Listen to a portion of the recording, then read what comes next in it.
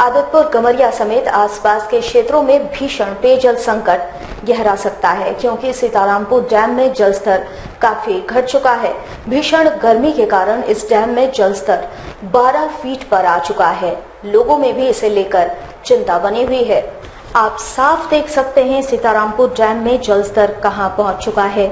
इस भीषण गर्मी, साथ ही इस डैम के एक फाटक के टूट जाने से कुछ समय पहले ढेर सारा पानी बह जाने की स्थिति में जलस्तर काफी कम हो चुका है।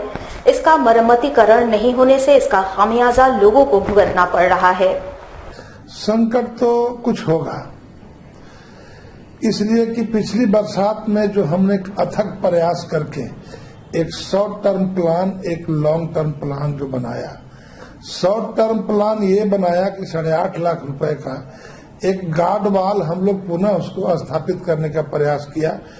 एस्टीमेट बना के सैंक्शन करा के नगर परिषद आदित्यपुर में समर्पित कर दिया और हुआ कि 8.5 लाख रुपए वो देगा और इमीडिएट हम लोग पानी 1 सप्ताह 10 दिन में रोक देंगे। लेकिन उसमें हमारी सफलता नहीं मिल सकी। ना तो नगर परिषद पैसा दिया और ना ही हम कुछ काम कर सके। बरसात में पानी सब भाग गया। एक लॉन्ग टर्म प्लान उसी के लिए हमने किया। 1 करोड़ 12 लाख रुपए का प्राकलन हम लोग बना करके यहाँ से रांची भेजे।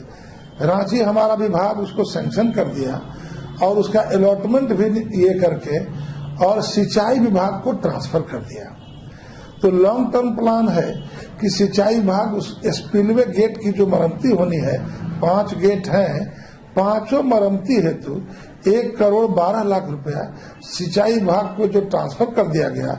मैं समझता हूं सिंचाई विभाग निश्चित रूप से बहुत ही जल्दी उसकी मरम्मती कर देगी। वहीं अधिकारी के बयान से साफ हो रहा है कि पीएचईडी और नगर निगम के आपसी तालमेल के अभाव का खामियाजा सीधे जनता को ही भुगतना पड़ रहा है। इस संबंध में हमारे सीनियर रिपोर्टर ने नगर निगम के विशेष पदाधिकारी से भी बात की।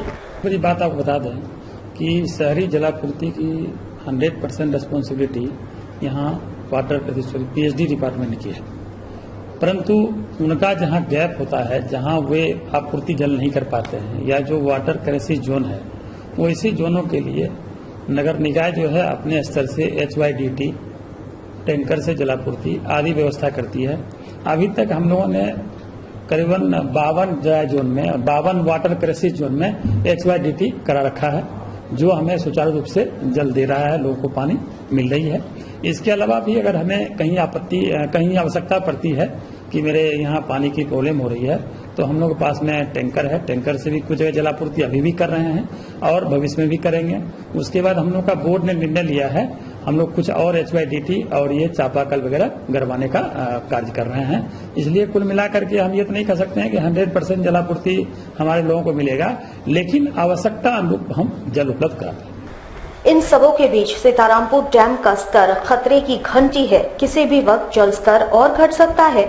ऐसी स्थिति में जनता के पास वैकल्पिक व्यवस्था के रूप में पानी का टैंकर ही केवल बच जाएगा। इस डैम में 20 फीट जल स्तर सुगम जलापूर्ति के लिए आवश्यक है, जबकि क्षमता 22 फीट है।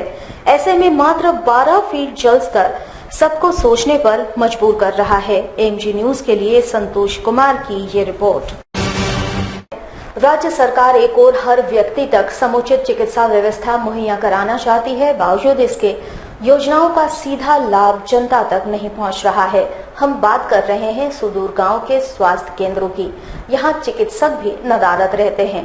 देखिए AMG विशेष के लिए संतोष कुमार की रिपोर्ट। आप जिस स्वास्थ्य केंद्र को देख रहे हैं वो सरायकेला जिला मुख्यालय से 25 किलोमीटर दूर गांजिया गांव में अवस्थित है। यहाँ एक ही नहीं बल्कि 2 प्राथमिक स्वास्थ्य केंद्र है। विभाग की ओर से बनाए गए हैं ये 2 स्वास्थ्य केंद्र, पर इसके लाभ से स्थानीय लोग आज भी अछूते हैं, क्योंकि यहाँ डॉक्टर नहीं आते। कई दिनों बाद डॉक्टर आते भी हैं तो समय का कोई ठिकाना नहीं रहता, यानी जरूरत के दौरान डॉक्टरों की सहायता इस गांव के मरीजों को नहीं मिल पाती। इस गांव के बच्चे व बुजुर्गों को स्वास्थ्य सेवा का लाभ नहीं मिल रहा है। सरकार हर व्यक्ति तक स्वास्थ्य सेवा पहुंचाना चाहती है, पर विभागीय लापरवाही के कारण ऐसा हो नहीं पा रहा है, जिससे गांव वालों में काफी आक्रोश है। AMG विशेष के लिए संतोष कुमार की ये रिपोर्ट। वो भी आते हैं, एनएम आते हैं, डॉक्टर नहीं आते ना। डॉक्टर कभी डॉक्टर को देखे नहीं यहाँ पे। कितना टाइम हो रहा है? 11:30। स्वास्थ्य केंद्र बंद है, डॉक्टर आते हैं कि नहीं आते हैं? डॉक्टर यहाँ नहीं आते हैं।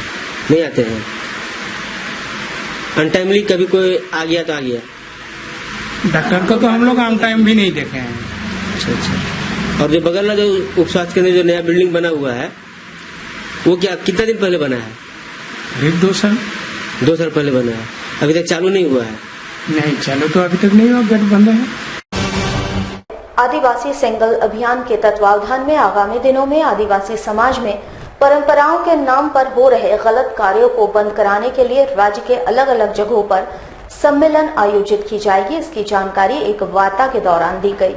आदिवासी सिंगल अभियान के राष्ट्रीय अध्यक्ष सालखन मुर्मू ने पत्रकार वार्ता के दौरान बताया कि आदिवासी समुदाय में कई ऐसी गलत परंपरा चलती आ रही है जिसे अब बदलने की जरूरत है। उन्होंने कहा कि प्रकृति की रक्षा अच्छी बात है, लेकिन सेंद्रा के नाम पर पशु पक्षियों की हत्या घोर अपराध है, क्योंकि हमारे बीच पशु पक्षी बहुत कम बच गए हैं और उनकी भी हत्या सेंद्रा के नाम पर की जा रही है। वहीं उन्होंने कहा कि आदिवासी महिलाओं को भी पुरुषों के बराबर हक नहीं दिया जाता है। उन्हें ग्राम सभा व जाहिर थान में जाने से रोका जाता है, जो कि गलत है। वहीं उन्होंने कहा कि अभी भी बाल विवाह की परंपरा चली आ रही है, ये भी गलत है और सभा के माध्यम से इन सभी का विरोध व जागरूकता अभियान चलाया जाएगा। हर साल दलमा पहाड़ में परंपरा के नाम से सेंद्रा या पशु शिकार होता है। आदिवासी सिंगल अभियान की तरफ से हमारा मानना है समय बदल गया। पूरे दुनिया में प्रकृति और पर्यावरण की रक्षा के लिए लोगों को भारी चिंता का सामना करना पड़ रहा है। अभी थोड़े से पशु पक्षी दलमा पहाड़ में बचे होंगे, उनको भी परंपरा के नाम से मार डालना ये बिल्कुल निंदनीय है, शर्मनाक है। इसको अविलंब रोकना चाहिए। राज्य के मुख्यमंत्री रघुवर दास सोमवार को 2 अलग अलग मामलों में व्यवहार न्यायालय में उपस्थित हुए। श्री दास एसडीजेएम अशोक कुमार की कोर्ट में एवं सीजेएम जीके तिवारी की कोर्ट में हाजिर हुए। राज्य के मुख्यमंत्री रघुवर दास सोमवार को एसडीजीएम अशोक कुमार की कोर्ट में उपस्थित हुए। कदमा थाना हाजत से कदमा मंडल के पूर्व अध्यक्ष सुधांशु ओझा समेत अन्य भाजपा कार्यकर्ताओं को फरार कराने के आरोप में वे पेश हुए थे। वहीं बिष्टुपुर थाने में आचार संहिता उल्लंघन मामले में मुख्यमंत्री सीजेएम जीके तिवारी की अदालत में पेश हुए। सीएम के आगमन के मद्देनजर कोर्ट में भारी सुरक्षा व्यवस्था का इंतजाम किया गया था। कोर्ट को पुलिस छावनी में तब्दील कर दिया गया था। 2 केसेस थी यहाँ पे, एक बिष्टुपुर थाना का और एक कदमा थाना का, जिसमें दोनों केसों में 313 जो सीआरपीसी में जो धारा होती है उसके लिए बयान के लिए माननीय मुख्यमंत्री का आज इसमें होना था, जिसमें एक कदमा थाना में एसडीजीएम जो कोर्ट है वहाँ पर एक था 313 का, उसमें बयान हुआ। ये घटना 2007 की है। इसमें था कि अभिरक्षा में कुछ सुधांशु ओझा और कुछ लोग थे, जो मंदिर जो कदमा में एक मंदिर है वहाँ उसकी बाउंड्री बनाई जा रही थी, तो पुलिस का कहना था कि इससे सौहार्द आपस में बिगड़ा, उनको गिरफ्तार किया गया था। और पुलिस ने यह आरोप लगाया था कि इसमें रघुवर दास जी एवं अन्य 500 बीजेपी के कार्यकर्ता थाना अभिरक्षा से जबरदस्ती छुड़ाए और वो लोग भाग गए अंधेरा का लाभ उठा करके। उस केस में आज उनका 313 का बयान हुआ, उसमें 22 अभियुक्त उसमें बनाए गए हैं। आगे इसमें बहस होगी और जजमेंट होगा। इसमें निर्दोष उन्होंने कहा कि हमको झूठा फंसाया गया है। और देखिए, कदमा वाला जो थाना घटना का जो 2007 की मामला है, उसमें झारखंड मुक्ति मोर्चा और कांग्रेस की सरकार थी। उन लोगों ने एक जानबूझ करके माननीय विधायक को और भाजपा कार्यकर्ताओं को फंसाने का प्रयास किया। एक बिष्टुपुर जो था आचार संहिता का मामला था, माननीय सीजेएम न्यायालय में था, जिसमें 12 लोग आरोपी थे। उसमें माननीय मुख्यमंत्री का उसमें बयान हुआ, जिसमें आरोप था कि आपने आचार संहिता का उल्लंघन किया, झंडा बैनर लगाया और परमिशन बिना, ये आरोप उन पर था। आज 313 का उसमें बयान हुआ। सोनारी सामुदायिक भवन में एसपी फाउंडेशन की ओर से होम्योपैथी के जनक डॉक्टर सैमुअल हैनेमन की जयंती के मौके पर ब्लड प्रेशर पर जागरूकता कार्यक्रम का आयोजन किया गया।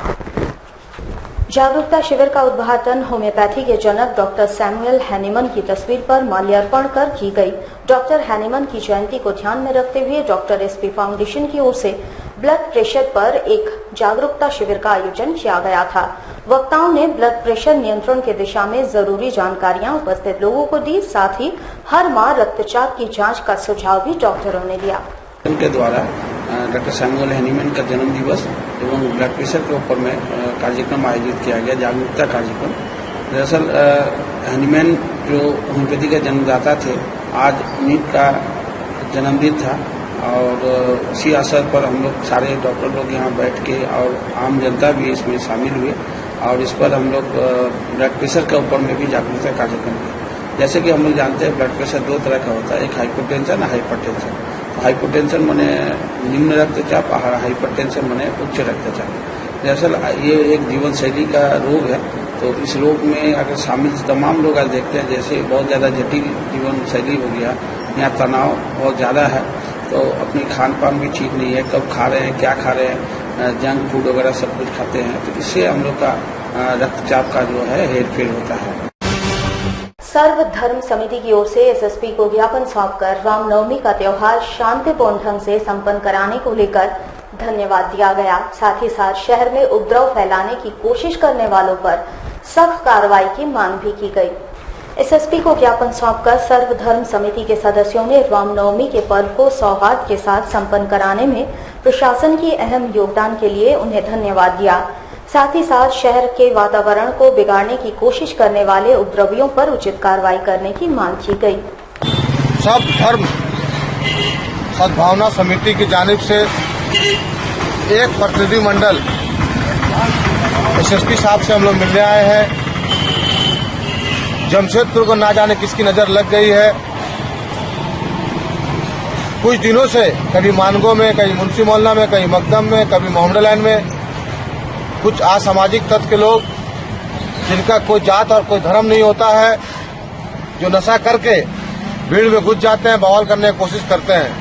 चाहे मुसलमान समाज के लोग हो, चाहे हिंदू समाज के लोग हो, वैसे लोगों को चिन्हित करके जिला प्रशासन मांग करता है, चाहे कोई भी हो, उसको चिन्हित करके जेल में भेजने का काम किया जाए और कड़ा दंड दिया जाए।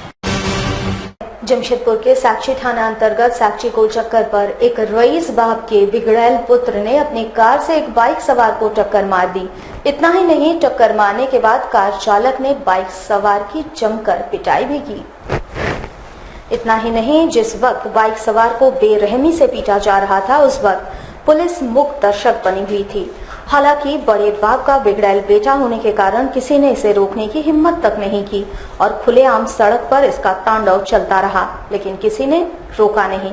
हालांकि इस मामले में जब पुलिस से पूछा गया तो पुलिस ने अपनी सफाई देते हुए कहा कि मामले की जांच चल रही है और जो दोषी होंगे उन पर कार्रवाई होगी।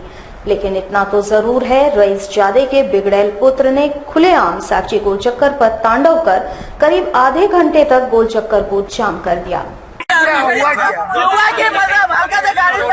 रोड में घिस के मारने लगे आदमी। अभी जब हम लोग आए तो हाथापाई हुआ तो हम लोग छुड़ाए। खबरों में वक्त तो चला है एक छोटे से ब्रेक का, बने रहिए एएमजी न्यूज के साथ।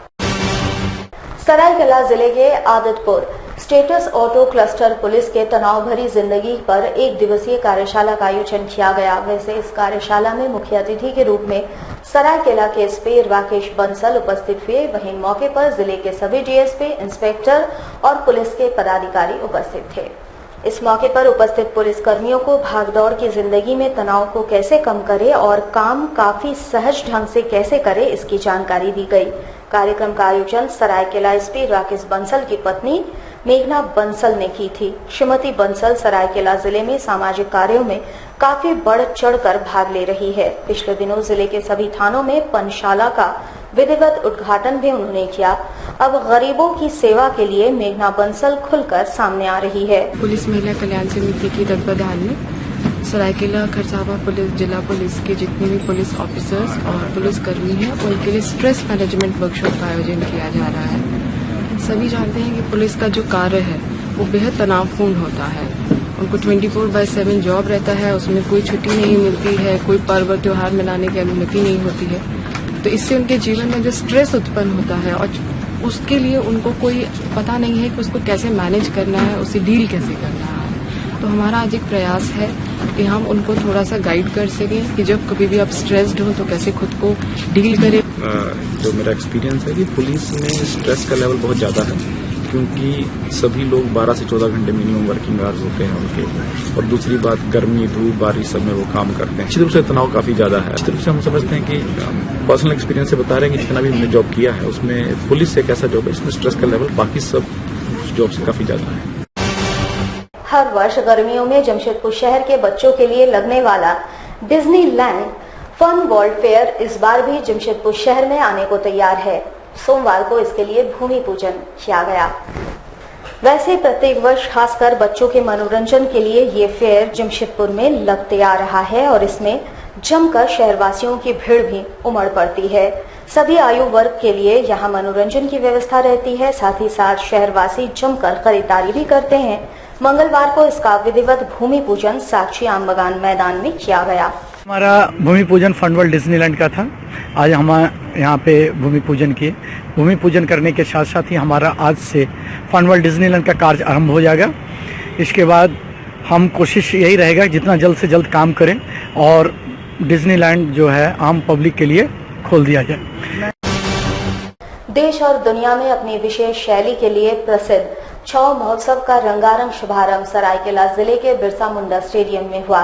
राज्य के पर्यटन सचिव, खरसवा के विधायक, जिले के उपायुक्त और छऊ गुरु ने संयुक्त रूप से महोत्सव का उद्घाटन किया। वैसे इस महोत्सव में हस्तशिल्प मेला भी लगाया जाता है, जहां स्थानीय कारीगरों द्वारा बनाए गए उत्पादों की बिक्री भी की जाएगी। आपको बता दूं कि सरायकेला शैली में छऊ नृत्य का विदेशों में भी काफी धूम है। लोग इस शैली का आनंद उठाते रहे हैं।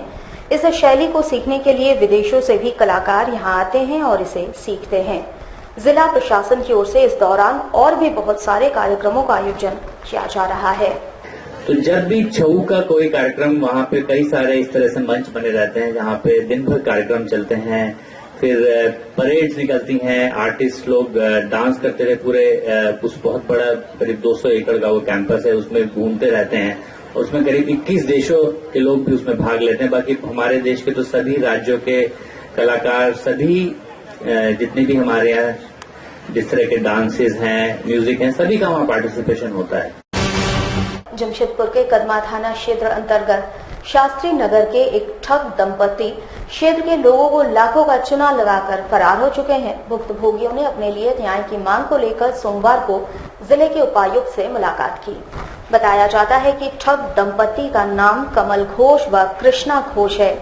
इनके द्वारा अपने क्षेत्र व मोहल्ले के लोगों को ही चूना लगाया गया है। इन्होंने अपने क्षेत्र के दर्जनों लोगों से बहाने बनाकर लाखों रुपए उधार पर लिए और शहर से रफू चक्कर हो गए। जब सभी ने आपस में बातचीत की तो पता चला कि क्षेत्र में सभी ठगे जा चुके हैं। हालांकि इसकी शिकायत उनके द्वारा थाने में की गई है। सोमवार को इनके द्वारा जिले के उपायुक्त से मुलाकात कर अपने लिए न्याय की मांग की गई। हम लोग का घर का सामने एक पड़ोसी था, कृष्णा घोष, उनका पति कमल घोष, जिनका दिमागी हालत सही नहीं था। उनका पति का दिमागी हालत सही नहीं था। वो हम लोग से पैसा आके मांगती थी कि मेरा घर बनाना है, घर बनाने के लिए पैसा दे दो। उनका पति टायो एम्प्लॉय थे, तो रिटायर हो गए थे, एसएस लिए थे।